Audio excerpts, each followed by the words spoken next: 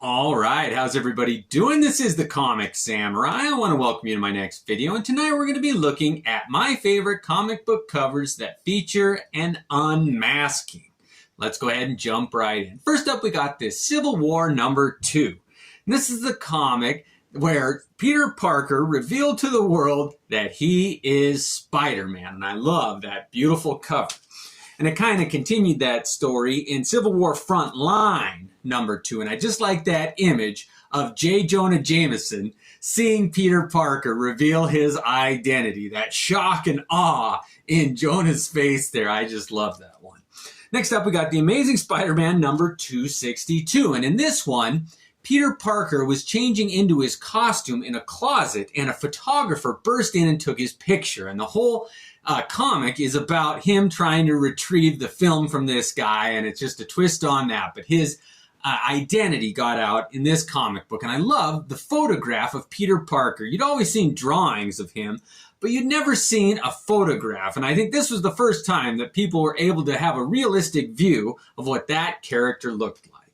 It's always fun when characters are unmasked or an identity is revealed. And in this one, Amazing Spider-Man #180, a Green Goblin's possible identity is revealed to Spider-Man. But you'll see that there's two Green Goblins there, and they'd love to tease you and have red herrings where you thought it was something and it grabs your attention, but the reality is something else. And comic book writers and artists just love using that sense of irony on a cover.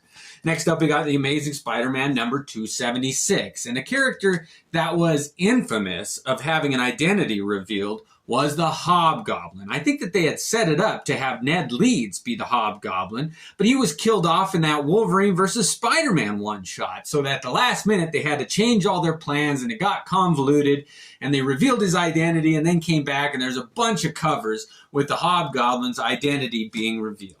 Next up, we got Superman #2. And this was the one where Lex Luthor thinks that he has the identity of Superman figured out. And this computer-generated image guesses that Clark Kent is really Superman. But John Byrne really can capture the reader's imagination. Like, what's going to happen when Lex finds out?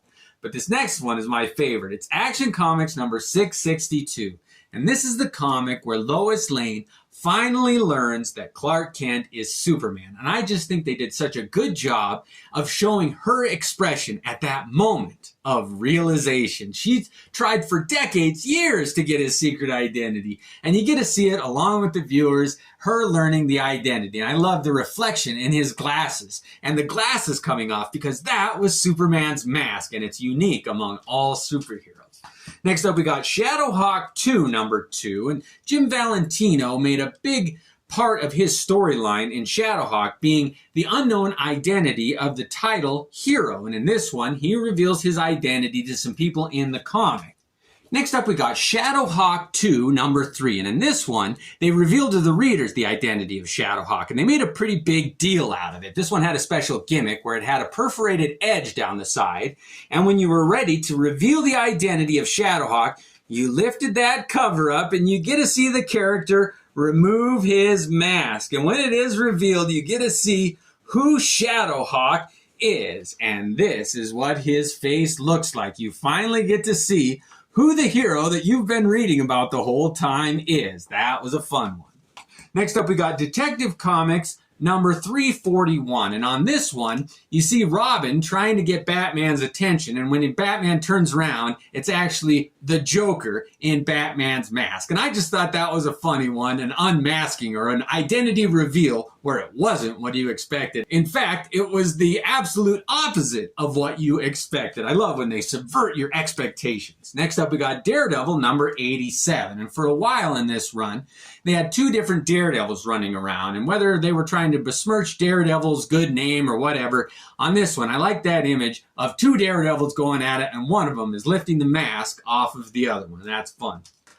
Next up, we got Terminator Special by Dark Horse Comics. And this has got a beautiful Jeff Darrow cover but it's revealing that the Terminator is not actually a human, but a killing machine. And his mask is that skin that he wears over his metal endoskeleton. And I just love that. It's fun to see characters' reaction when they think they're battling this human, and then they might have a killing blow or something, and it just tears off the skin, and it's revealed that this is a machine, an unstoppable killing machine that's after them.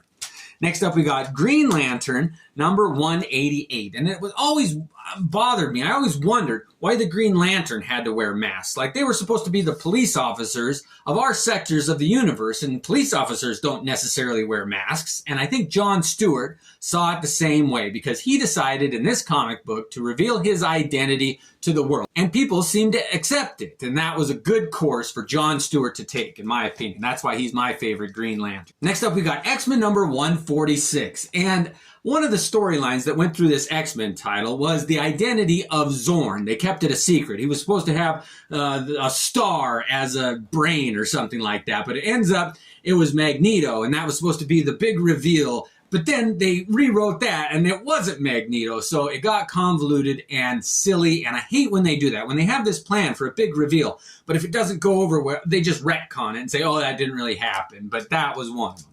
Next up, we got Secret Wars number 11. And this is where Dr. Doom, Victor Von Doom, reveals his identity under the mask. And that was just such a part of that character's persona that I don't think they should have done that. It's like Judge Dredd. Don't ever take the mask off. And I think it was a big mistake for Marvel to reveal Dr. Doom without his mask. All right, last one, we got V for Vendetta number 1. Now, this is a storyline that agrees with me, that sometimes the magic of a story is in that mystery of the identity. And in this one, you can see V walking away. So you see his back there, but his wig and his mask are hanging there.